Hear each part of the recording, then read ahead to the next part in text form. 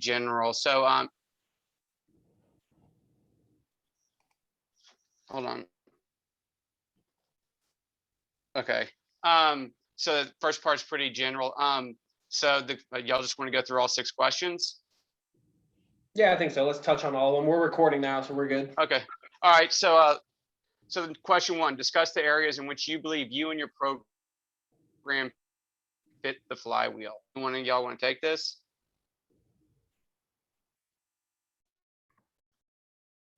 Yeah, I'll take a swing at it off the bat, I guess. It's interesting. I think that right now I'm in a program. So the history of UT over the last 20 years, UT football rather, over the last 20 years, they had, we're building a program throughout the 90s with a very good coach, Mack Brown, and then just continued to build and build and build, and had a great deal of success in the early thousands. And since 2009, Mack Brown left.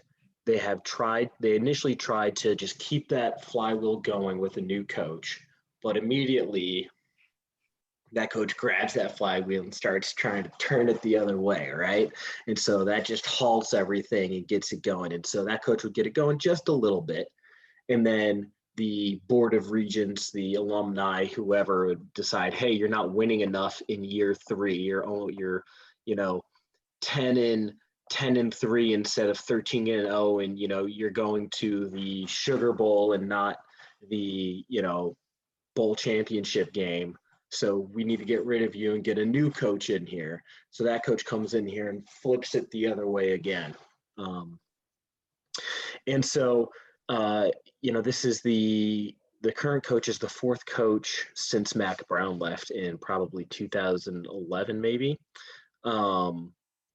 And it's, again, trying to turn that wheel again. And I definitely think kind of seeing where things are, there definitely are some institutional changes that need to happen, but how much time does he have to spin that wheel up?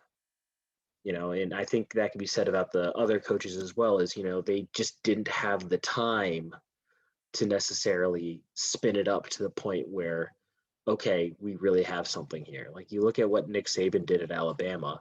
Yeah, they got better pretty quickly, but they weren't winning. They didn't win a national championship year 1, year 2. It was like year 4. So he had a good amount of time to spin that wheel up. That's still so fast, But not by the standards of like alumni and what people expect. People expect instant success. No, I get that. It's more like unrealistic expectations. Oh, it's completely unrealistic. I mean, it's the same in the NFL. It's the same, I think, in sports writ large, as everyone expects instantaneous winning. And I think I read the textbook chapter a while ago, but I think it even said that John Wooden was at UCLA for like 15 years. Yeah. Before his run started, so you just got to be patient with the process to get the wheel turning, And that just wouldn't be allowed to happen these days. Shaka Smart at UT, the basketball coach was doing a pretty good job by any standard, got 3 years and nope, not good enough, out. Yeah, I think the unique thing too with sports is every coach, while they spin that flywheel and they add something that keeps that momentum going, everybody has their own philosophy that might not work with the original philosophy that got that wheel going. So everybody it's like a kink in the chain that just adds to it. And while it moves, it's slower and slower and slower. And then again, Andy, like you said, they don't have that time frame to actually get that philosophy to a point where it gets that flywheel back to spinning, because they don't have time to create that culture or the way they want that program to function. And then again, that flywheel stops, and it's like, okay, well, we need to change. And then they bring somebody else in, and they forget that piece that Mack Brown, that coach that was there for an extended period of time, and it took that long to get that momentum to where the program's at. What, I mean, do you ever think about like the coach's rhetoric when they get hired? Because it's not like a coach really is like, hey man, this is going to take years and years and years. It always seems like whenever there's a new coach, they're all about, oh yeah, we're gonna, win. And it's like, wow, you're kind of setting yourself up for disaster, kind of, you know what I mean? I think that's correct, but I think you don't have the option to say, hey, it's going to take, this is my 4-year plan. that's no good. Like, coaches might get hired for a 4-year contract, but if you don't make the alumni who are, footing all the bills happy, shit, they don't care about like paying $20,000 for you to leave, or $20 million rather for you to leave. Like that's No, whatever. think about the stadium, how much money, what is it, 103,000 seats there? Like, that's insane for a college game. Think about how much money it's bringing in, Yeah. I mean, it's just, and I think you can then transfer that over to business too. Like, there's kind of talked about in the chapter, like these short-term rewards. And it's like, shoot, maybe the answer is then like pay all these, pay all these new CEOs, get a new CEO every 2 to 3 years, and you get big profit. And as soon as the profit starts slowing down just a little bit, can them, next guy, and just like succeed off of chaos. And it kind of runs completely counter to the idea. And I don't think that's a real sustainable process probably in the long run, but that's kind of what a lot of teams bank on. Well, I mean, that actually kind of like also answers like the the areas in which you believe you and your program fit in the doom loop. So you kind of covered both 1 and 2 with that answer. No, it is crazy because like I'm from Texas, so like Mac Brown, I always thought he was just a good manager, more than anything.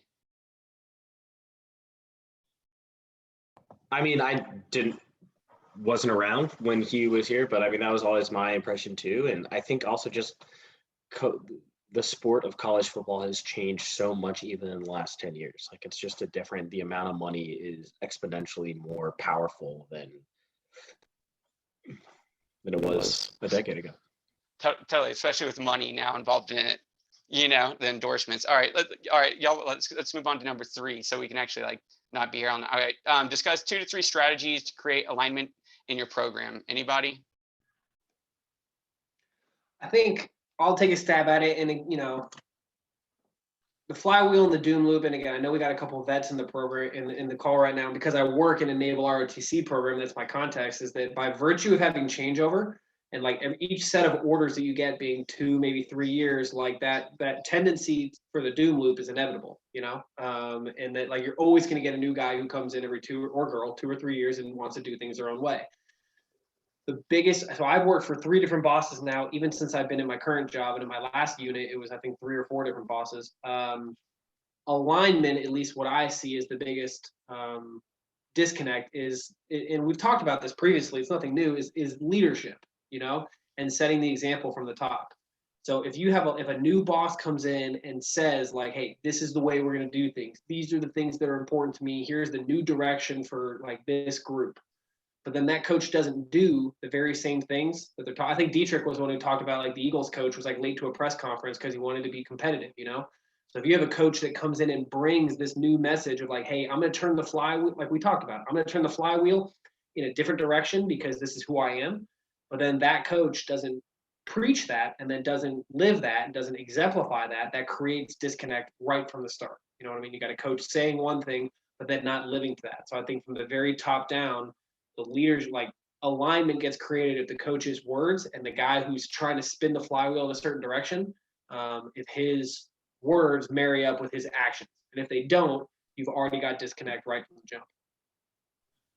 I think to kind of build off of that, working in a law enforcement agency, it's kind of the same thing. We have turnover every 3 to 5 years with a new sergeant, new staff sergeant, somebody coming in, and they try and create alignment based on their personal beliefs as to how the program should function, as opposed to the way the programs function and how it works through the general culture. And they don't necessarily provide that leadership to create that alignment with their new beliefs or their new processes. They just make the assumption that I'm in charge, this is my belief, and you have to do it. So without getting that buy-in, I think that also creates that huge disconnect with alignment, because just because you have subordinates, people that work under you, that doesn't mean they're going to buy into what you're doing. They're just going to still go ahead and do what they might believe is the right way to do it, even though you don't. So again, very unique in that setting with what Alex does as well. But that turnover every so many years with promotions and lateral moves definitely creates a lot of challenges with maintaining program alignment and to keep that flywheel moving just in general. Are they hiring these y'all's new bosses from like within the ranks, or Yeah, is so it like for us in a police bringing in just service, new people? it's usually through promotion. So you'll get promoted from a constable to a sergeant or from a sergeant to a staff sergeant. And then once you get promoted, you get put into a position that somebody has moved on from, whether it be through a promotion in their position or whether they laterally moved from the staff sergeant in one unit to the staff sergeant in the other. So you could be getting somebody going to a unit they've never worked in that unit at any point in their career, but now they're in charge of it. So they have this belief that I think this unit should function like this, even though I've never worked here, but that's my perception. And this is what we're going to do. And you don't get that buy-in, and then all the moving parts come to kind of a halt, at least in the law enforcement setting. I'm sure it's probably a little different with regards to the military. Well, what you said right there, like, this is how we did it in my last unit, like, that rings so true on so many levels. And it's a very dangerous trap, because just because you did it this way at your last unit doesn't make it right. Doesn't mean it's the right fit for this unit. And frankly, like, yeah, the way we've always done things is a dangerous game, you know? Well, also, you don't know if the person's full of it or not. They could say this is how we did it, and they're making new crap. You know what I mean? They could just, all right. Hold on one second. The way we used to do things. All right. So number 4. Let's move on to the next question, guys. Think of 2 organizations you've observed. One that followed the flywheel principle, and the other that fell into the doom loop. What caused the difference between the two? What does the contrast teach about why so many organizations fall into the doom loop rather than building momentum over the long term in the flywheel? Y'all, I just that whole like doom loop thing was like, it is. I have that club lacrosse team, and when I read that chapter, I just kept on thinking, dude, that's my cycle, is like the trying to have like one great big thing to all of a sudden make everything good again, and it just is a terrible, terrible like mindset to have. You know what I mean? Like it doesn't give you what you want. So I've kind of changed things around to like, now I'm going back to group lessons and small like individual private lessons, trying to build up a roster for a team instead of just doing some huge event. It's actually like building it slowly, kind of like they talked about in the book. It's a evolutionary process. I mean, I don't know, but that's what I was thinking about. I thought about reading that question. I thought about my high school baseball program probably best fit the example of a program that I thought that like let the flywheel turn. And probably kind of over to Andy's point, like money and college athletics, a high school baseball program in Colorado is not like, prime time athletics. So like the head coach we had, who was also my pre-calc teacher, he was given the freedom from the administration that like mistakes were tolerable, and if we went 500 a certain year, like his job wasn't on the line. And so he was given the latitude, like from the administration on down, to have the freedom to let this vision. I don't think he was so intentional as to say vision, but let's go with that for now. That he was given the freedom to allow it to grow. You know what I mean? And it wasn't such short term of like, hey, a 10-3 season is going to be unsatisfactory. There wasn't the pressure of like the public. There wasn't the pressure of like previous seasons. So I think the biggest thing that I think about that program was like that coach, by virtue of the context that he was coaching, had the freedom to let the flywheel turn. He didn't have to force the flywheel to turn in 3 seasons or he's gone. He could let the momentum kind of build on itself. And then, again, by the time that I graduated and after I had left, like the program started playing way better and making state and like yada, yada, yada. But it was the environment that he was permitted to coach in is what really enabled the flywheel to kind of turn organically on its own. I have a question about that, Alex. What was the rest of the athletic department like at your high school? Did it follow the same trajectory of the baseball team? Ironically, when I left, kind of collectively for my high school became much, much more competitive almost across the board. I don't recall there being a new athletic director being hired, or I can't off the top of my head recall any sort of like singular person who came in and like kind of was the catalyst for the change. But yeah, a lot of the programs became way more competitive and like were, like state finalists much more frequently. I would venture to say that, it was kind of a catalyst from within the student body that kind of recruits itself. So I don't attribute that all to my baseball coach, but like the baseball team starts playing well and the football team starts making it better and the lacrosse team starts playing well. And then collectively, like middle school kids are more interested in coming into my high school because these teams are playing better. And the flywheel may not have even started turning from the coaches. Maybe it turned from the athletes within, and they're what got the wheel turning, it could also be because these athletes are like multiple sport athletes. You know, I know a lot of people in high school play baseball, football, basketball, and like they're interchangeable. So maybe the fact that these athletes are playing multiple sports led to the school being, you know, in a greater space. And I like your point, Alex, of kind of like, it's like the time crunch. It seems like in like, you know, college sports and professional sports, because of the fans and you know, front office people are like, hey, you have like X amount of time before you need to get this program turned around. So that's when everybody's like, all right, we got to do these get rich quick schemes and let's figure out whatever we can to like make it seem that we're going to win, you know, all these games, you know. So it seems like when you don't have to worry about time, that you can really sit down and let the results speak for itself. So I wonder at what point that the course is just going to make Ted Lasso mandatory viewing. Um, I don't know if any of y'all have watched that, but I think one, it's just kind of a great show for a lot of the kind of coaching ideas that we talk about. But you know, that's kind of an example of this. The owner has a clear idea of what she wants the team to be, and it's really, really bad. But that also gives the coach the freedom to turn the flywheel in how he wants, and he makes some cultural changes. And those initial cultural changes, you know, kind of put them down at first. But you know, season two, I anticipate that probably will pay off in the long run. Okay, I think we covered that one, guys. All right, let's go with number 5. How do you know when it's time to change the direction of the flywheel?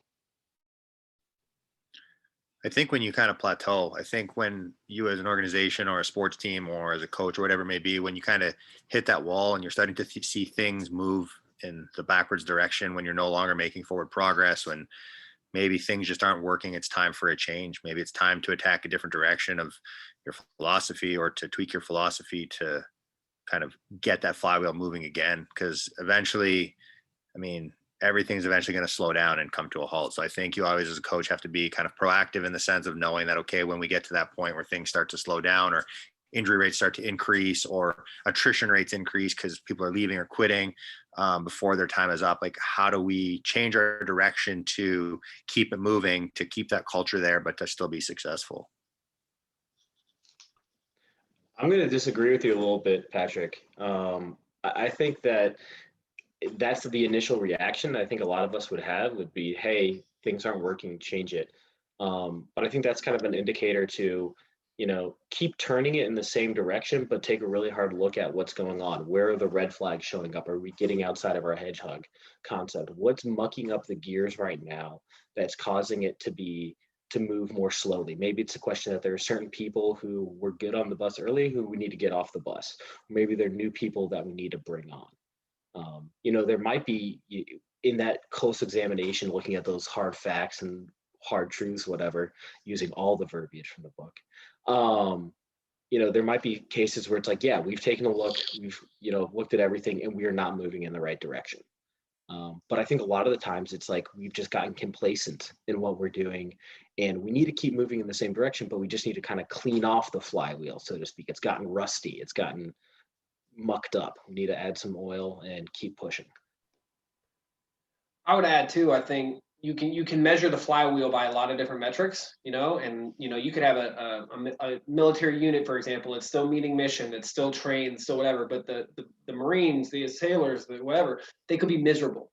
You know, they could absolutely hate their command and they could absolutely like, yeah, by quantifiable measures, the units, like the material readiness is up, the Marines are trained, like they're ready to go, but they hate their fucking life. So I think and there's a lot of different ways to view it, but one way also to figure out whether the flywheel needs adjusting is like talk to your people, you know, get some feedback, because the organization, the sports team, the police unit, whatever, doesn't exist without the people who comprise it. So the people on the inside are miserable, regardless of the quantity, regardless of the output, whatever. If they're not happy, I think that's probably a good to great company. That would be good info to have. You know what I'm saying? I mean, yeah, no, totally. All right, let's go on to the next one, guys. Okay, if big change programs with lots of hooplas, taglines, launch events, motivational meetings, and so forth, do not lead to greatness, then alternatives would produce better results. there are a lot of those programs though. Andy, what does UT do? You know, they're not winning very much. So like they have a lot of money, you know what I mean? Like they really are. Why do you think that UT still has a football team if they're not? They try to, so even this is the irony is UT's football team is, you know, even in years when they do not perform up to standard, they are still far more profitable than every other team in 1 year, more profitable than every other team at the school over a 5-year period. So, you know, you can't think of that football team as a football team at a college. It's a college that's attached to a football team. That's probably a more accurate way to look at it. The prestige, the notoriety, the actual revenue that football team brings in keeps the entire institution running.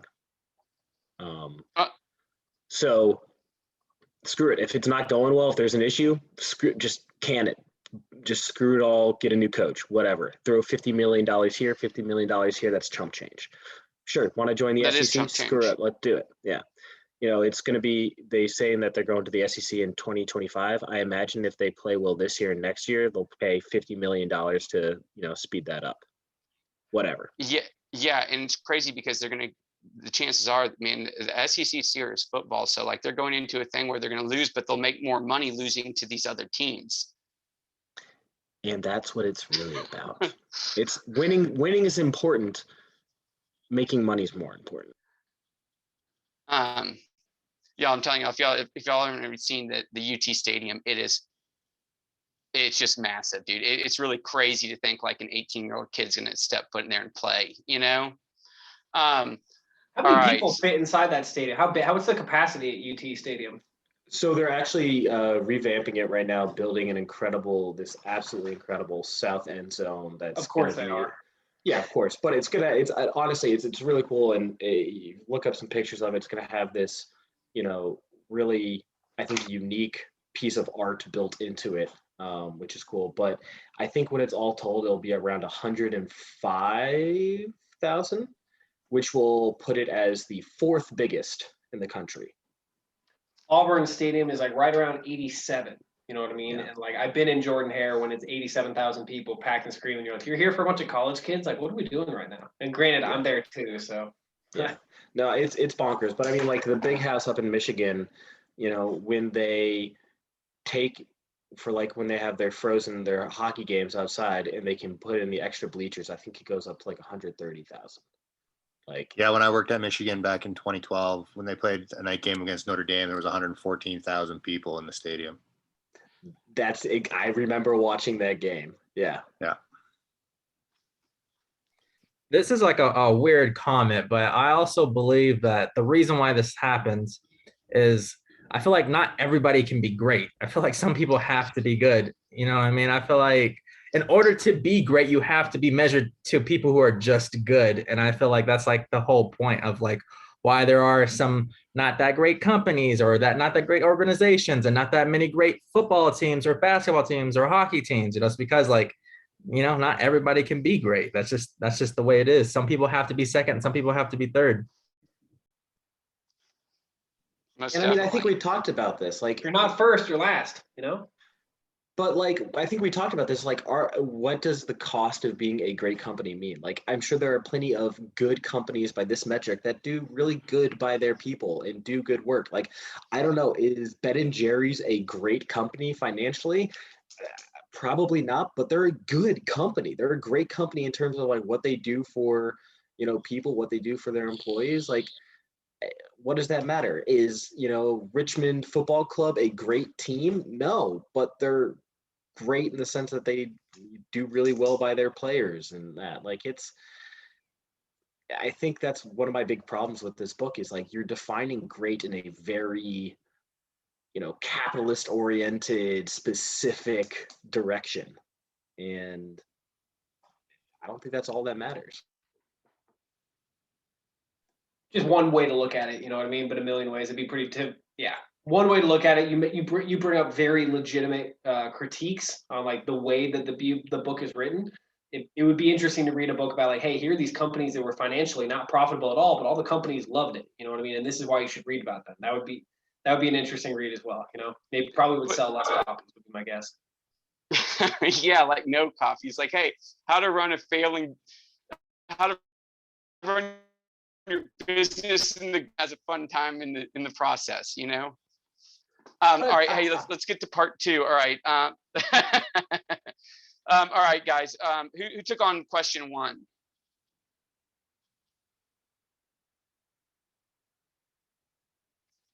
Andy. All right. Search and explore a reliable source that explores key components of control systems for quality improvement. All right. So I was digging around, and what I ended up going with was a system used by surgeons in Chicago hospitals, where they were using video. I was going to say surveillance, but they're videotaping themselves performing surgery, and then they would meet with a peer mentor and then go over, how they performed. And as kind of a way that, both the chief of medicine could be checking in on technique and, if people are doing the most up-to-date procedures and in the most, efficient manner, but then also that they can go and meet with a peer who might have skills in one place, skills in another place, and kind of learn from that. And was really interesting that there's I think it actually applies well to sport, because all these, scalpel jockeys are talking about how like the surgery is this very competitive field in medicine, and they are all extremely competitive with each other. And when they were initially like agreeing to like which kind of surgeries that they wanted taped, they're all picking like talking about how they wanted to pick the easy ones, the ones that they would know they would absolutely crush. And the person would be like, yeah, you did a great job. But eventually they realized like, hey, I should actually be filming my worst, most like difficult surgeries, the ones that I feel the worst about, because that's where I'm going to get the most out of it. That's where, like, if I'm meeting with someone and they're critiquing me, they're going to actually have the most to get from it, and improve the most.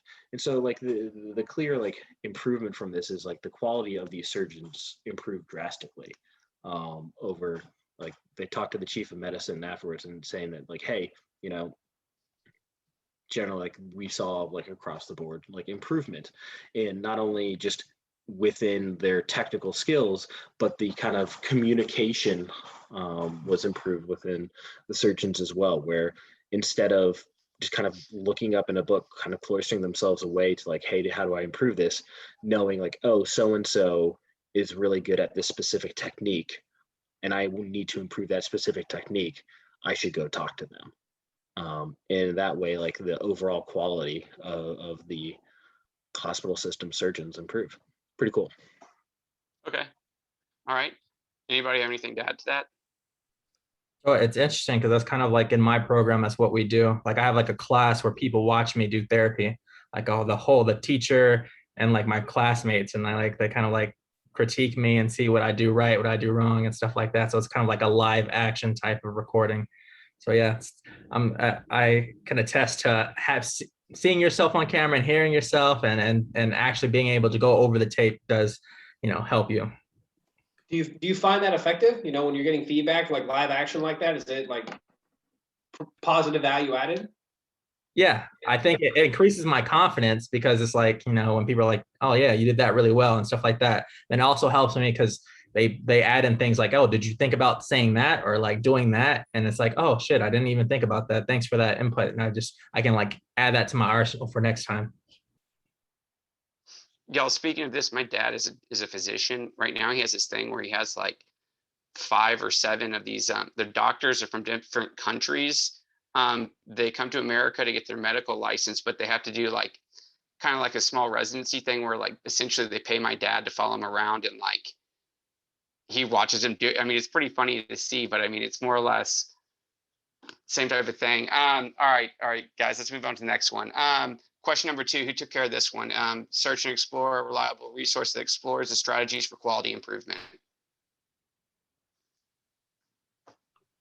So I kind of took a stab at that one. A lot of the information I found was relating to athletic therapists and the quality of improving programs related to reducing things like sports injuries at high school levels, and how programs can look at the quality of the work they're doing and how they can work on improving that to reduce injuries and to provide more benefit to their athletes.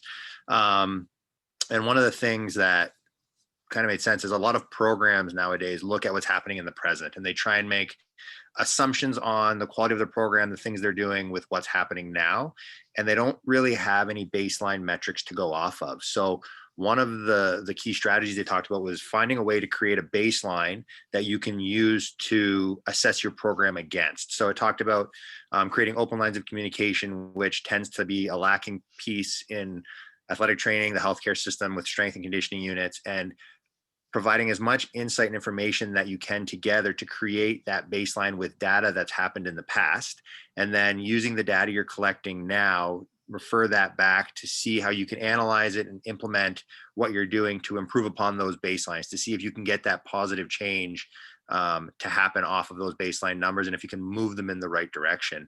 And then it talked about constantly analyzing the data and then implementing some adjustments and then analyzing the data and continually having kind of a moving forward process where you're just not trying to figure out what's happening now, but you're actually looking in the future on how the program might move, looking in the past as to what had happened before, what worked, what didn't work, when did things spike, how can you change that, and how can you move forward. And it just talks about constantly analyzing your processes, your policies, the structure of your program, and your actions to see if it's actually improving the quality of your program and if it's actually improving the quality of the health of your players and your athletes.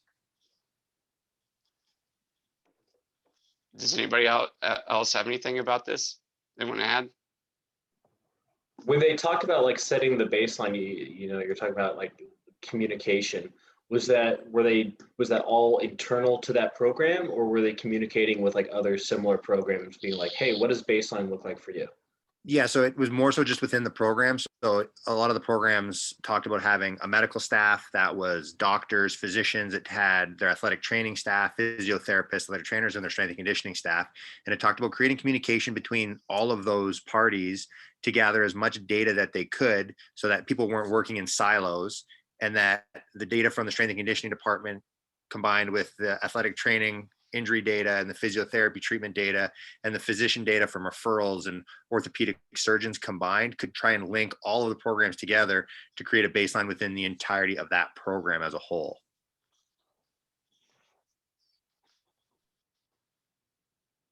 Okay.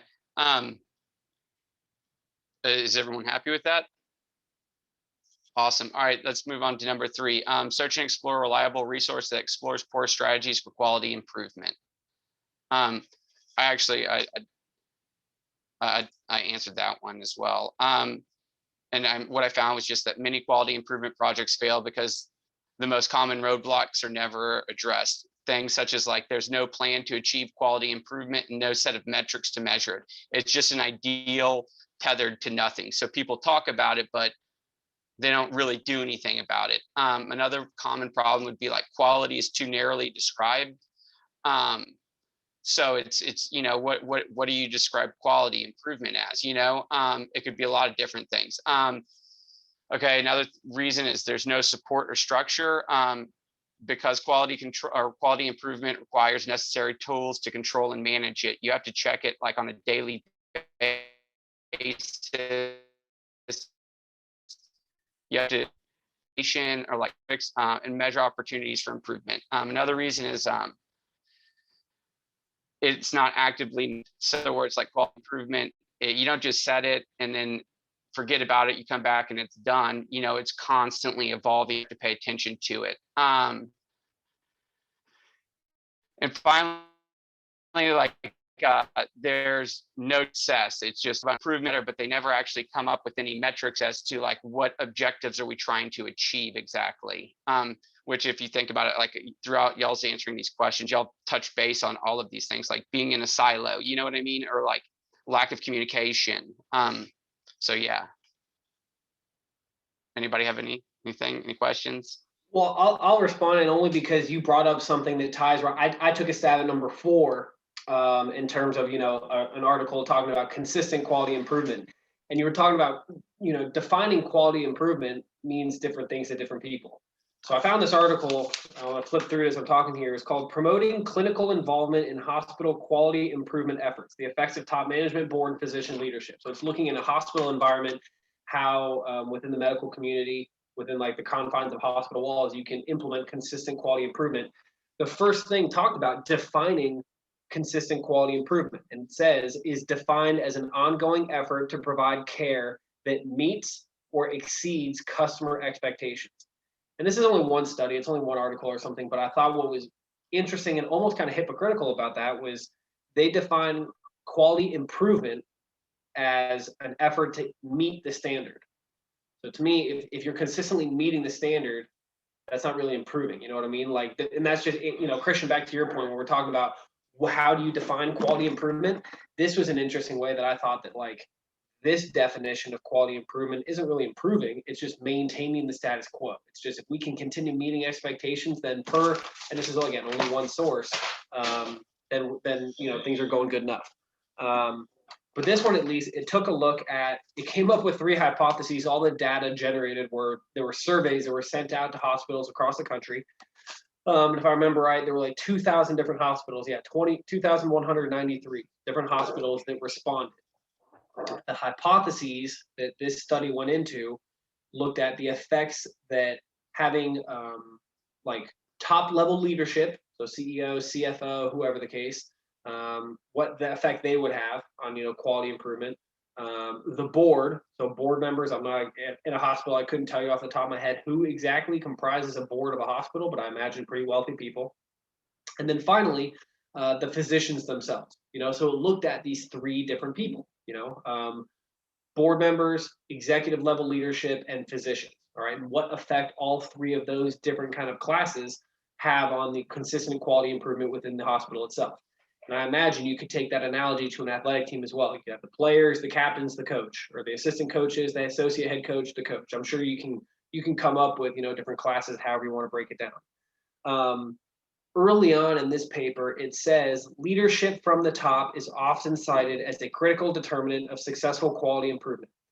This goes back to what I know I have said more than once, and what we have talked about, like the effects of leadership. You know what I mean? The effects of leadership from the top down have such a profound impact in a coach, in a sports team, in a hospital, whatever. And so I'm not gonna lie, like, yes, this article lined up exactly with what we were talking about, but like the article's results were pretty intuitive. And they found that from these surveys that were then collected from these 2,100 hospitals, that the statistically significant trends were that hospitals that had board members who demonstrated through their own actions their commitment to quality improvement, you know, overall the hospital did better. CEOs, CFOs, executive level leadership who did the same, there was more improvement, and same thing with physicians. So it's a pretty intuitive finding, but I guess you do have to kind of test it in order to be able to back it up, that within each strata of the hospital, if you have that level of leadership actually demonstrating and showing their commitment to quality improvement daily, then it has a really significant impact on the hospital's performance as a whole. So like, you know, the results section was kind of boring, I guess. You know, study results provided empirical support for our claim that leadership promotes clinical improvement. I mean, again, it's kind of one of those things. It's like, wow, no shit. But hey, somebody had to look it up and do the legwork to like do the data and everything. But it just, if we're talking about consistent quality improvement, and I think number 4 wraps up with like a couple strategies, it requires buy-in from every level of leadership, regardless of your context. And it doesn't matter whether that's board members, executive levels, and doctors. Like I said, it could be athletic director, head coach, team captain. You can break that up however you want, but it's just like every level, in order for improvement to be consistent across the board, each subordinate level of that chain of command has to be on board, has to be living by what they preach, has to be in good alignment, and the flywheel's got to be turning the same way. It's pretty intuitive, but nonetheless, that was kind of the summary of, you know, this study. Does anybody have any else they want to add to that? Yeah, well, I did number 3 as well, just because. Oh, you did? Okay. There's 5 of us and only 4 questions. Yeah. So yeah, I found this like Harvard Business School article that kind of talks about the downfalls of certain organizations, and the 2 major ones was things that we've already talked about. Number 1 is when things get too complex, and that's basically when someone tries to change the, you know, the wheel, the way it's turning. And then number two is when people don't buy in. I think Patrick talked about that too. And I think, they brought up the point of like, somebody comes in and wants to change how everybody does the database and introduces a new database. It has all their not their employees enter, data into there. They might not want to do it because they're like, whether we've done things right for so long, why the hell am I going to start doing something new just because you want me to do something new? So like their suggestion for businesses and organization is to be a results based, but like a quick results based, instead of making this long-term plan of like, we're going to change the whole culture within 3 years and this is what it's going to look like. Have like I want to see increased production by 120% in the next like 60 days or 120 days, and those small little like humps shows results quick. And if it's profitable and it goes up, that just gets everybody more motivated to do something else. And then you do it from another side. I want to see, for in a sports analogy, you want to be like, I want to see effective pass blocking, over the next 3 games. If it goes up by 10%, you're like, sweet. Next, I want to see, us run the ball efficiently for a positive gain for the next, 2 games. You see that, and you can just keep on working everything up. So it's like a snowball effect. And I think it speaks to the flywheel and the alignment of like slow results speaking for themselves, and it slowly gets it going. So I think that's kind of like what they preach is like just small, quick little things that you can measure. And that can just, the more efficient you are, you can keep building off of that and go for, new things. No, totally. That goes along with like not being the doom, what is it? The doom wheel or The doom like loop. the doom loop. It's like a lot of smaller little things you're trying to accomplish instead of one massive mile. Yeah. It's weird, this stuff, guys. I never think about, I don't think about this type of stuff It's good though. It's bigger issues that are on hard to my see. own. Yeah, hard to see So in it's the moment, interesting. but hopefully what we're learning here provides a little bit better context, and better perspective. No, 100%. All right. Does anybody have anything else they want to add? All right. So we're done, guys. All right, Is fellas. this I'm our gonna last stop. one? Yep, I'll stop recording right now.